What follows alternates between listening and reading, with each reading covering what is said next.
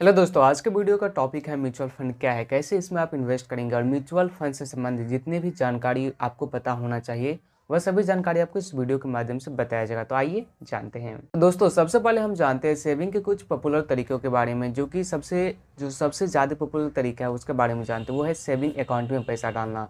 तो क्या होता है कि अगर आप सेविंग करना चाहते हो, पैसा सेविंग करना चाहते हैं, भविष्य के लिए जमा करना चाहते हो, तो क्या करते हैं, सेविंग अकाउंट में पैसा डाल देते हैं और उसी में डालते रहते। वो सबसे बेकार तरीका है कि सेविंग करने का। तो आइए अब जानते हैं यह तरीका सबसे बेकार तरीका क्यों है सेविंग करने का। क्योंकि इन्फ्लेशन हमारे देश में बढ़ते रहता है। इससे क्या होता है कि सारे जो प्रोडक्ट होते हैं, प्रोडक्ट का जो कीमत होता है वो क्या होता है, तो बढ़ते रहता है। आपका पैसा है, उस पैसा का जो वैल्यू होता है धीरे धीरे कम होने लगता है। करीब 4 से 5% धीरे धीरे कम होने लगता है साल का, इन्फ्लेशन के कारण। तो दोस्तों, जो रखा गया पैसा होता है वह वैल्यू, अपना जो पैसा का वैल्यू होता है वो कम न करे, इसके लिए लोग क्या करते हैं, तो इन्वेस्ट करते हैं। ये जो इन्वेस्टमेंट है वो अलग अलग जगह पे की जा सकती है, मगर हमारे देश में जो सबसे पॉपुलर इन्वेस्टमेंट का तरीका है वो कौन सा है। 4 तरीके हैं, आइए इसके बारे में हम जानते हैं। जिसमें नंबर 1 तरीका है सेविंग अकाउंट, नंबर 2 क्या है, तो एफडी, नंबर 3 क्या है, लोग गोल्ड खरीद लेते हैं या फिर ज्वेलरी बना लेते हैं, नंबर 4 क्या है, तो घर खरीद लेते हैं, प्रॉपर्टी खरीद लेते हैं या फिर अपना पैसा रियल एस्टेट में लगा देते हैं। अगर कुछ लोग ज़्यादा रिस्क उठाना चाहते हैं तो लोग क्या करते हैं, तो जो अपना पैसा होता है वो शेयर मार्केट में भी इन्वेस्ट कर देते हैं।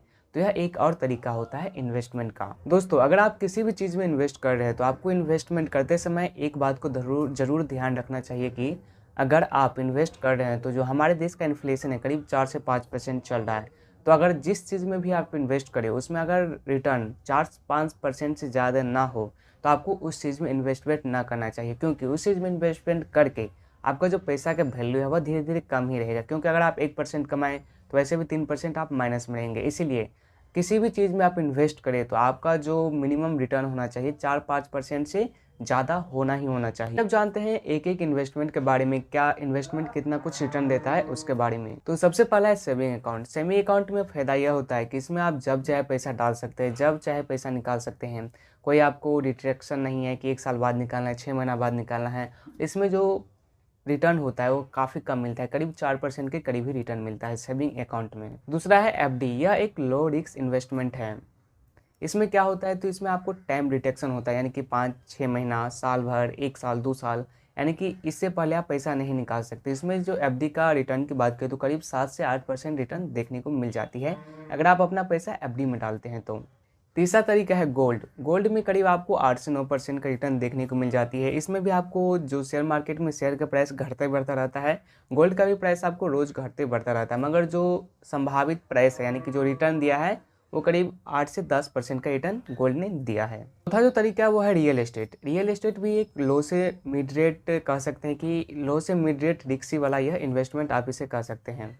रियल एस्टेट में इन्वेस्ट करने का सबसे बड़ा डिसएडवांटेज यह है कि इसमें आपको लाखों करोड़ों रुपया चाहिए होता है। आप किसी भी प्रॉपर्टी को खरीदेंगे तो इसमें आपको बहुत ज़्यादा रुपया देना पड़ता है, लाखों करोड़ रुपया देना पड़ता है। रियल एस्टेट की रिटर्न की बात करें तो इसमें भी आपको 5 से 6% रिटर्न अभी जो मिल रहा है वो 5 से 6% रिटर्न के करीब ही मिल रहा है। और पाँचवा क्या है, तो पाँचवा है स्टॉक मार्केट। स्टॉक मार्केट में आपको हाई रिटर्न रहता है और हाई रिस्क भी रहता है।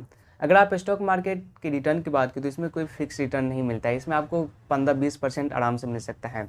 स्टॉक मार्केट में अगर आप इन्वेस्ट करना चाहते हो तो इसके लिए आपको नॉलेज पहले लेना चाहिए। नॉलेज के बिना अगर इन्वेस्ट करेंगे तो आपको ट्रैप में फंस सकते हैं। इसीलिए सबसे बड़ा डिसएडवांटेज यह कर सकते हैं कि कोई भी जो नया सीखा है डायरेक्ट चाहे तो आप स्टॉक में नहीं लगा सकते। इसके लिए पहले आपको नॉलेज लेना पड़ेगा, कौन से शेयर में लेना चाहिए, कौन सा शेयर हमारे बेस्ट रहेगा, फ्यूचर के लिए बेस्ट रहेगा। इसके बाद ही आपको स्टॉक मार्केट में अपना पैसा लगाना चाहिए। तो दोस्तों, आपके लिए एक और एडवाइस है कि कभी भी आप इन्वेस्ट करते हैं तो अपने पैसा के एक ही जगह पे सारा पैसा इन्वेस्ट नहीं करना चाहिए।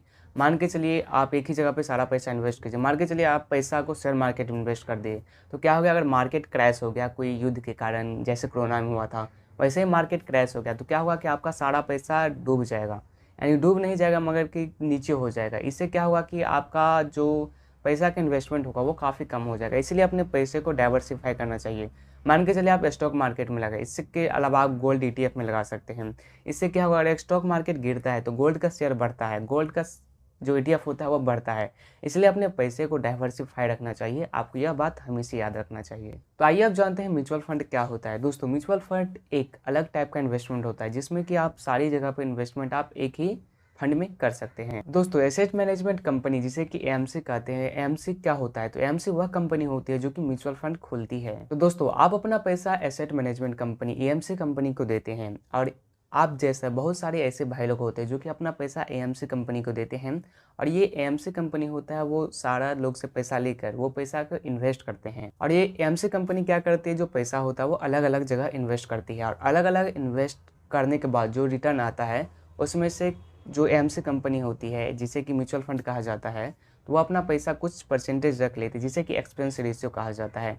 और एक्सपेंस रेशियो रखने के बाद जो बाकी रिटर्न होता है वो जो पैसा लगाया होता है वह उसको रिटर्न कर देता है। अब बात आती है म्यूचुअल फंड कितना रिटर्न देता है और कितना रिस्की होता है। यह डिपेंड करता है आप पे, आप कौन सा म्यूचुअल फंड चुन रहे हैं। जैसे कि हाई रिटर्न म्यूचुअल फंड चुन रहे थे, इसमें हाई रिस्क होता है। लो रिटर्न म्यूचुअल फंड चुन लेते इसमें लो रिस्क होता है। इसके बाद बहुत सारे म्यूचुअल फंड होते हैं जिसमें कि बहुत कम रिटर्न होता है मगर कम रिस्क भी होता है, और बहुत सारे ऐसे म्यूचुअल फंड होते हैं जिसमें कि बहुत सारे हाई रिटर्न होते हैं मगर इसमें हाई रिस्क भी रहता है। और ये सब डिपेंड करते हैं जो एएमसी कंपनी है वो आपके पैसा को कहाँ पे इन्वेस्ट कर रही है। अगर वो पैसा स्टॉक्स में इन्वेस्ट कर रही है तो यह हाई रिस्की होता है और हाई रिटर्न भी मिलता है। अगर एएमसी कंपनी आपके पैसे को गवर्नमेंट बॉन्ड में इन्वेस्ट कर रही है तो यह कम रिस्की और कम रिटर्न वाला माना जाता है। तो आइए आप जानते हैं म्यूचुअल फंड के कितने कैटेगरी में आप बांट सकते हैं। दोस्तों म्यूचुअल फंड को आप 3 कैटेगरी में बांट सकते हैं, जिसमें सबसे पहला है इक्विटी म्यूचुअल फंड, दूसरा है डेट म्यूचुअल फंड और तीसरा है हाइब्रिड म्यूचुअल फंड। तो आइए सबसे पहले हम बात करते हैं इक्विटी म्यूचुअल फंड के बारे में। इक्विटी म्यूचुअल फंड वो म्यूचुअल फंड होता है जिसमें जो आपका पैसा होता है वह जो पैसा होता है वो स्टॉक्स में इन्वेस्ट किया जाता है। इसमें क्या होता है, तो इसमें हाई रिटर्न मिलता है और हाई रिस्क भी रहता है। और इक्विटी म्यूचुअल फंड में जो पैसा है वो किस कंपनी में इन्वेस्ट करना है। अगर लार्ज कैप में कर रहे हैं तो उसे क्या बोलेंगे, अगर बड़ी बड़ी कंपनी में कर रहे हैं तो उसे बोलेंगे लार्ज कैप म्यूचुअल फंड। और अगर छोटी कंपनी में कर रहे हैं तो उसे क्या बोलेंगे, तो स्मॉल कैप म्यूचुअल फंड। अगर जो बीच का कंपनी है, ना ज़्यादा लार्ज है ना लो है, यानी कि ना स्मॉल है ना लार्ज है, तो उसे क्या बोलेंगे, मिड कैप म्यूचुअल फंड। दोस्तों अगर आप बड़ी कंपनी में इन्वेस्ट करेंगे तो इसमें आपको रिस्क कम होगा मगर छोटी कंपनी के मुकाबले आपको रिटर्न भी कम मिलेगा। छोटी कंपनी जो कि अभी छोटी है वो ग्रो कर रही है मगर जो बड़ी कंपनी वो स्टेब्लिश हो चुकी है तो अब वो उतना ज़्यादा ग्रो नहीं कर पा रही है जितना कि अब छोटी कंपनी ग्रो करेगी। इसीलिए आप पे डिपेंड करता है कि आप कौन सा कंपनी चुनते हैं, यानी कि जो लार्ज कैप होता है वो चुनते हैं या फिर स्मॉल कैप चुनते हैं। दोस्तों इक्विटी म्यूचुअल फंड में ही एक होता है diversified equity fund. Diversified equity fund में क्या होता है, तो इसमें लार्ज कैप, स्मॉल कैप और मिड कैप इस तीनों में थोड़ी थोड़ी इन्वेस्ट की जाती है। इसे क्या बोलेंगे, डाइवर्सिफाइड इक्विटी फंड। इसके बाद होता है sector mutual fund. Sector mutual fund क्या होता है कि यह म्यूचुअल फंड आपके पैसा लेता है और ऐसे सेक्टर में ही सिर्फ इन्वेस्ट करते हैं, जैसे कि ऑटो सेक्टर हो गया, एफएमसीजी सेक्टर हो गया। जैसे कि ऑटो में जितना भी ऑटो कंपनी है वो सारे में इन्वेस्ट करेगी। जैसे कि फार्मा हो गया तो फार्मा में जितनी कंपनी है उन सभी कंपनी में इन्वेस्ट करेगी, तो इसे क्या बोलेंगे, ऑटो यानी कि सेक्टर म्यूचुअल फंड। उसके बाद चौथा होता है इंडेक्स फंड। इंडेक्स फंड क्या होता है, जैसे कि निफ्टी हो गया। निफ्टी अगर आप पैसा डालेंगे तो क्या होगा, इंडेक्स फंड में निफ्टी और सेंसेक्स होता है और भी बहुत सारे इंडेक्स होते हैं। तो क्या होता है कि अगर आप पैसा डालेंगे इंडेक्स फंड में तो यह पैसा आपको कोई भी फंड मैनेजर उस पैसा को डायरेक्ट इंडेक्स में डालेगा, अपने मन से कहीं नहीं लगा देगा, न बेच सकता है ना खरीद सकता है। वो चाहेगा तो सिर्फ कुछ नहीं कर सकता है, सिर्फ उसको पैसा क्या है तो इंडेक्स में लगाना है। तो आपके पैसा जो इंडेक्स फंड में आप लगा सकते हैं। तो इसका क्या, इंडेक्स फंड में लगाने का फ़ायदा यह होता है कि इसमें कोई फंड मैनेजर इसको देख नहीं रहा होता हो। तो उसमें क्या होता है, म्यूचुअल फंड का एक्सपेंस रेशियो जिसे चार्ज बोलते हैं वो बहुत ही कम रहता है, 0.05 से 0.10% तक रहता है।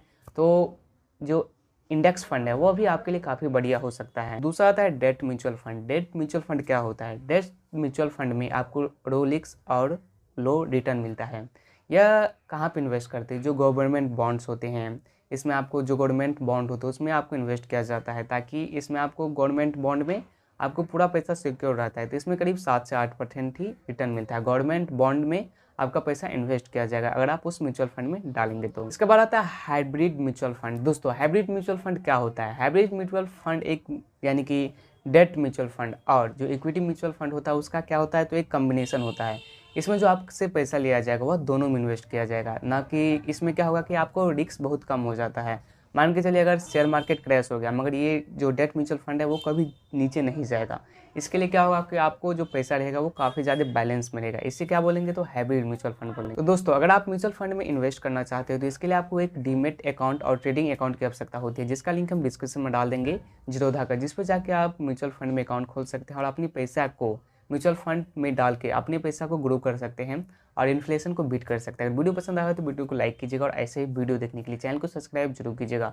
और यह वीडियो देखने के लिए आप सभी का बहुत बहुत धन्यवाद।